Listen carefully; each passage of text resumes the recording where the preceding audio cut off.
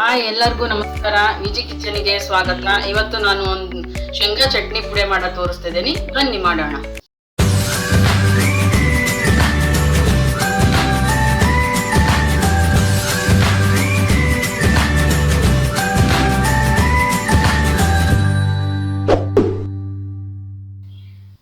ಮೊದಲಿಗೆ ಒಂದು ಬಾಣಲಿನ ಕಾಯಕ್ಕೆ ಇಟ್ಟಿದ್ದೀನಿ. ನಾನಿಲ್ಲೊಂದು 1/4 kg ಶೇಂಗಾ ತಗೊಂಡಿದ್ದೀನಿ. ಶೇಂಗಾನ ಚೆನ್ನಾಗಿ ಹುರ್ಕೊಳ್ಳೋಣ. ಜೋರು ಫ್ಲೇಮ್ ಇಟ್ಟು ಹುರಿಯಕ್ಕೆ ಹೋಗಬೇಡಿ, ಮೇಲಿನ ಸಿಪ್ಪೆಲ್ಲ ಬೇಗನೆ ಕಪ್ಪಾಗ್ಬಿಡುತ್ತೆ.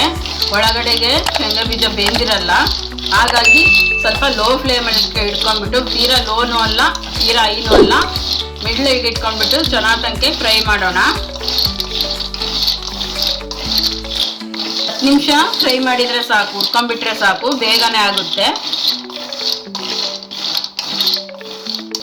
ಒಳ್ಳೆ ಟೇಸ್ಟ್ ಆಗಿರುತ್ತೆ ಶೇಂಗಾ ಪುಡಿ ಇದು.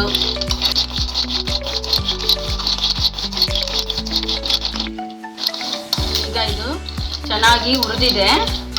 ಇದ್ರ ಜೊತೆಗೆ ನಾನು ಸ್ವಲ್ಪ ಬೆಳ್ಳುಳ್ಳಿ, ಸ್ವಲ್ಪ ಕರಿಬೇವು, ಇದನ್ನೇ ತುಂಬ ಹುರ್ಕೊಳಕ್ ಹೋಗ್ಬೇಡಿ. ಸ್ವಲ್ಪ ಬಿಸಿ ಆದರೆ ಸಾಕು. ಕರಿಬೇವು ಅದೆಲ್ಲ ಸ್ವಲ್ಪ ಗರಿ ಗರಿ ಆದರೆ ಸಾಕು.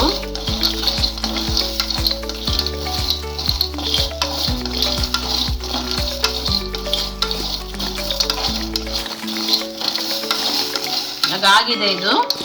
ಸ್ಟವ್ ಆಫ್ ಮಾಡೋಣ. ಈಗ ಇದನ್ನ ತಣ್ಣಗಾಗ್ಲಿಕ್ಕೆ ಬಿಡೋಣ.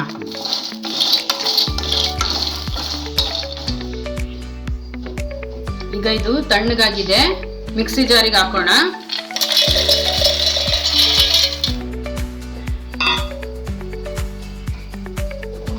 ರುಚಿಗೆ ತಕ್ಕಷ್ಟು ಖಾರ ಪುಡಿ ಹಾಕೊಂಡು, ನಿಮಗೆ ಎಷ್ಟು ಖಾರ ಬೇಕೋ ಅಷ್ಟು ಹಾಕ್ಕೊಳ್ಳಿ. ನಾನಿಲ್ಲೊಂದು 3 ಸ್ಪೂನ್ ಹಾಕ್ತೀನಿ. ನಿಮಗೆ ಎಷ್ಟು ಬೇಕೋ ಅಷ್ಟು ಖಾರ ನೋಡ್ಕೊಂಡು ಹಾಕ್ಕೊಳ್ಳಿ.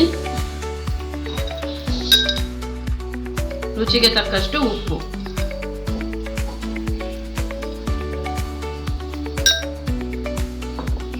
ಈಗ ಇದನ್ನ ನುಣ್ಣಗೆ ರುಬ್ಕೊಂಬರೋಣ.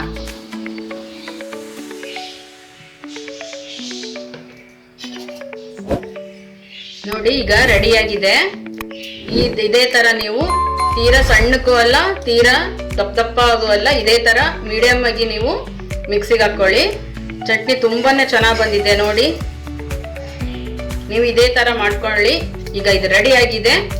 ಇದನ್ನ ನೀವು 1 ತಿಂಗಳು 1.5 ತಿಂಗಳವರೆಗೂ ನೀವು ಸ್ಟೋರೇಜ್ ಮಾಡಿ ಇಟ್ಕೋಬಹುದು. ತುಂಬಾನೇ ಏನೂ ಆಗೋದಿಲ್ಲ, ಯಾಕಂದ್ರೆ ಎಲ್ಲ ಹುರಿದ್ಬಿಟ್ಟು ಮಾಡಿರೋದ್ರಿಂದ ಏನು ಕೆಡೋದಿಲ್ಲ. ನೀವು 1-2 ತಿಂಗಳು 3 ತಿಂಗಳವರೆಗೂ ಇಟ್ಕೋಬಹುದು. ತುಂಬಾನೇ ಟೇಸ್ಟ್ ಆಗಿರುತ್ತೆ. ಚಪಾತಿ ಜೊತೆಗೆ ತುಪ್ಪ ಹಾಕೊಂಡಾದ್ರೂ ತಿನ್ಬೋದು, ಇಲ್ಲ ಮೊಸರು ಅದೆಲ್ಲ ಹಾಕೊಂಡು ತಿನ್ಬೋದು. ತುಂಬಾನೇ ಟೇಸ್ಟ್ ಆಗಿರುತ್ತೆ. ನೀವು ಮನೇಲಿ ಒಮ್ಮೆ ಟ್ರೈ ಮಾಡಿ.